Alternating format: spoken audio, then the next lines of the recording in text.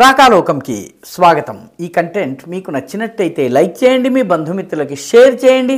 ఇప్పటి వరకు సబ్స్క్రైబ్ చేసుకోకపోతే సబ్స్క్రైబ్ బటన్ని నొక్కండి, అదేవిధంగా బెల్ ఐకాన్ని కూడా నొక్కండి. జై హింద్ మిత్రులారా. ఆపరేషన్ సింధూర్కి సంబంధించి పాకిస్తాన్ చాప కింద తోసేసినటువంటి రహస్యాలు ఒక్కొక్కటిగా బయటకు వస్తున్నాయి. ఎందుకంటే పాకిస్తాన్ ఇప్పటికీ ఆపరేషన్ సింధూర్ విషయంలో అబద్ధాలను చలామణి చేసే ప్రయత్నం చేస్తోంది. అందుకని ఒక్కొక్క ఆధారాన్ని, ఒక్కొక్క సాక్ష్యాన్ని నెమ్మదిగా కీలకంగా టైమును చూసి కీలరిగి వాత పెట్టినట్టు బయట పెట్టడం జరుగుతోంది. ఎందుకంటే ఆపరేషన్ సింధూర్ విషయంలో రెండు రకాల నాటకాలు జరుగుతున్నాయి. ఒకటి, తానే శాంతి ఒప్పందం కుదిర్చి భారత పాకిస్తాన్లు సంధి విరమణ, యుద్ధ విరమణ చేసి సంధి చేసుకునేలా చేశానని ఒక ట్రంప్ గారు హడావిడి చేస్తున్నారు. 36 సార్లు చెప్పారు, 37వ కూడా చెప్పడానికి ప్రయత్నిస్తున్నారు. యుక్రెయిన్కి రష్యాకి మధ్య సంధి కుదర్చలేనటువంటి ఆయన భారతదేశానికి పాకిస్తాన్కి మధ్య సంధి కుదిర్చినట్టుగా చెప్పుకుంటున్నారు. ఇక అసలు యుద్ధంలో తాము ఓడిపోలేదు, భారతదేశాన్ని పచ్చడిగా చేసేసాము, భారతదేశానికి చెందినటువంటి ఎయిర్ డిఫెన్స్ సిస్టమ్స్ అయినటువంటి S-400లను ధ్వంసం చేశాము, ఆదంపూర్, ఉధంపూర్, రాజస్థాన్లో ఉన్నటువంటివి, లేకపోతే మిగతా అనేక విమానాశ్రయాలని తుక్కు చేశాము, భారత విమానాలని ధ్వంసం చేశామని పాకిస్తాన్ బీరాలు చెప్పుకుంటోంది, అబద్ధాలు చెప్పుకుంటోంది. దానిని ఆధారంగా చేసుకుని మన దేశంలో ఎన్ని రఫేల్ స్కూల్ అని అడిగేటటువంటి ఒక జాతి ఉంది. దాని గురించి మనం పెద్దగా బాధపడక్కర్లేదు, ఎందుకంటే అసత్యం అక్కడ ఉంది. అది ఉన్నంతకాలము దాని యొక్క ప్రతిధ్వని ఇక్కడ వినిపిస్తుంది. అది అంతమైపోతే ఈ ప్రతిధ్వని కూడా ఆగిపోతుంది. అందుకనే భారత ప్రభుత్వం కానీ, రకరకాల ఏజెన్సీస్ కానీ ఆపరేషన్ సింధూర్కి సంబంధించిన సమాచారాన్ని దశల వారీగా విడుదల చేస్తున్నారు. ఏకకాలంలో విడుదల చేయకుండా ముందు కొన్ని విడుదల చేశారు. ఎక్కడెక్కడ దాడి చేశారో దానికి సంబంధించినటువంటి ఇమేజెస్, 9 ఉగ్రవాద శిబిరాలు ఏవైతే ఉన్నాయో వాటి మీద జరిగిన దాడికి సంబంధించిన శాటిలైట్ ఫోటోగ్రాఫ్స్, అదేవిధంగా మామూలు చిత్రాలను విడుదల చేశారు. ఆ తర్వాత పాక్ ఎయిర్వేస్ మీద, పాకిస్తాన్ యొక్క ఎయిర్ బేసెస్ మీద జరిగినటువంటి దాడికి సంబంధించినటువంటి ఫోటోలు వచ్చినాయి. ఆ తర్వాత కిరాణా హిల్స్, ఎక్కడైతే పాకిస్తాన్ యొక్క అణ్వస్త్రాలు ఉన్నాయని భావిస్తున్నారో కిరాణా హిల్స్, నూర్ఖాన్ ఎయిర్ బేస్, వీటికి సంబంధించినటువంటి ఇమేజెస్ బయటకు వచ్చినాయి. ఆ తరువాత ఆపరేషన్ సింధూర్కి ముందు, ఆపరేషన్ సింధూర్కి తరువాత ఉన్నటువంటి పరిస్థితిని వివరించేటటువంటి ఇమేజెస్ వచ్చినాయి.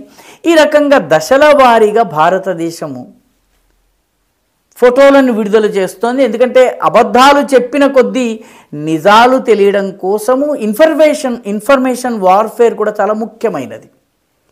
అసత్య ప్రచారాన్ని నిజాలతోనే ఎదుర్కోవాలి. ఇప్పుడు తాజాగా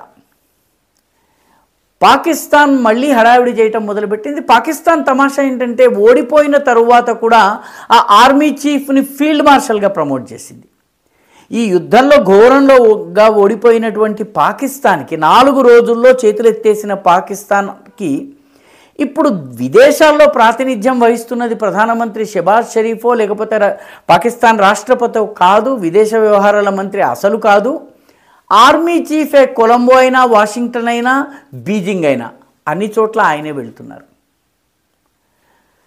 అందుకని తాజాగా వెలువడ్డటువంటి శాటిలైట్ ఇమేజెస్, ఆపరేషన్ సింధూర్ జరుగుతున్న సమయంలో పాకిస్తాన్ నేవీ ఎలా బెంబేలెత్తిపోయింది, ఏ రకంగా కంగారు పడిపోయింది, ఏ రకంగా యుద్ధ నౌకల్ని భారత దాడుల నుంచి కాపాడుకునేందుకు 100 కిలోమీటర్ల దూరం తీసుకెళ్లారో దాన్ని వివరించేటటువంటి శాటిలైట్ ఇమేజెస్ని జారీ చేయటం జరిగింది.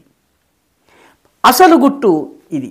అసలు ఒకవైపు దాడి జరగగానే 9 ఉగ్రవాద స్థావరాలపైన దాడి జరిగింది. బహావల్పూర్, మురీద్కే, ఇటువంటి వీటన్నిటిపైన దాడి జరిగినటువంటి మరుక్షణము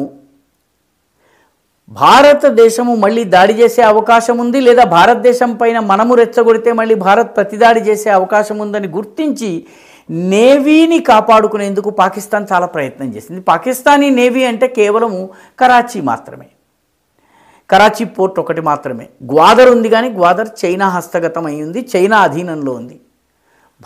పాకిస్తాన్కి చెందినటువంటి యుద్ధ నౌకలని భయపడిపోయి పాకిస్తాన్ దాచేసింది. ఎక్కడ దాచింది? తీసుకెళ్ళి వాటిని కమర్షియల్ పడవలు ఎక్కడైతే ఉంటాయో వాటి మధ్య దాచింది. దీన్ని చూస్తే ఛత్రపతి శివాజీ యొక్క దాడి నుంచి పారిపోవడానికి షాయిస్తా ఖాన్ ఆడవాళ్ళు ఉండేటటువంటి జనానాలో దాగుండి వాళ్ళ చీరలో వెనుక వాళ్ళ కొంగు చాటున దాక్కుని కొద్దిగా అదను దొరికితే పారిపోయేటటువంటి ప్రయత్నం చేస్తుంటే శివాజీ దెబ్బ తగిలి ఆ 4 వేళ్ళు కట్ అయింది. ఆ కథ గుర్తుకొస్తుంది.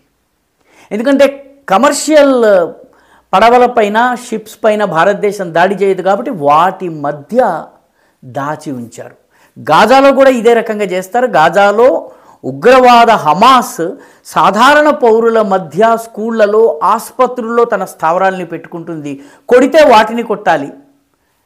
అప్పుడు సర్వసాధారణ ప్రజానికం చనిపోతే దానిని అంతర్జాతీయంగా ఒక పెద్ద మానవ హక్కుల ఇష్యూగా చేయాలి. ఈ కుట్ర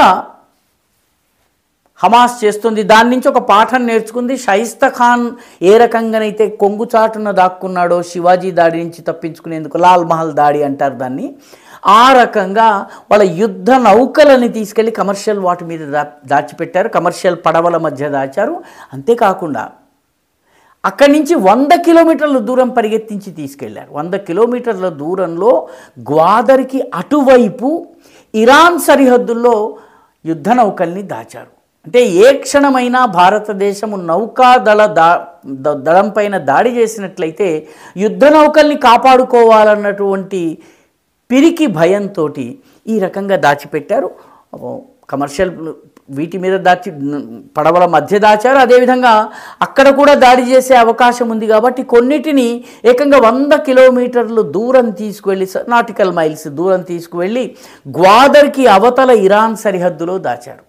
ఇవన్నీ కూడా ఇప్పుడు శాటిలైట్ ఇమేజ్ ద్వారా భారతదేశము నిత్యము పాకిస్తాన్లో ఏం జరుగుతుంది గగనతలంలో నుంచి అంతరిక్షంలోంచి చూసేందుకు మన స్పై శాటిలైట్స్ పాకిస్తాన్ మీద ప్రయాణం చేస్తూ ఉంటాయి. అవి మన ఉగ్రవాద స్థావరాలపైన దాడి జరిగినటువంటి మే 7వ తారీఖు ముందున్నటువంటి స్థితిని, ఆ తర్వాత ఉన్నటువంటి స్థితిని, ఆ పడవల యొక్క మూవ్మెంట్ని వీటన్నిటిని ట్రాక్ చేసి ఆ ఫోటోలని ఇప్పుడు బయట పెట్టాయి.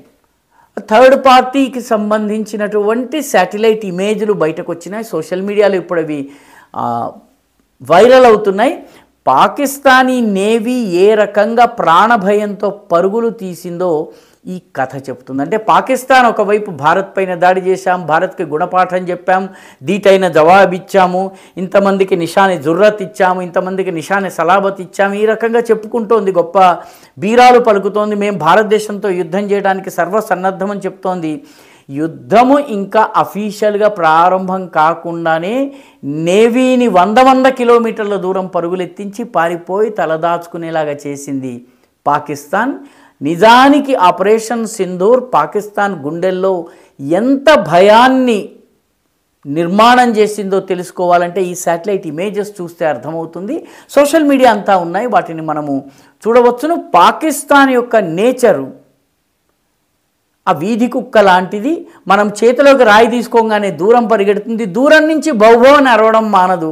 సరిగ్గా పాకిస్తాన్ యొక్క వ్యవహార శైలి ఆ రాయిని చూసి భయపడేటటువంటి వీధి కుక్కలాగానే ఉంది.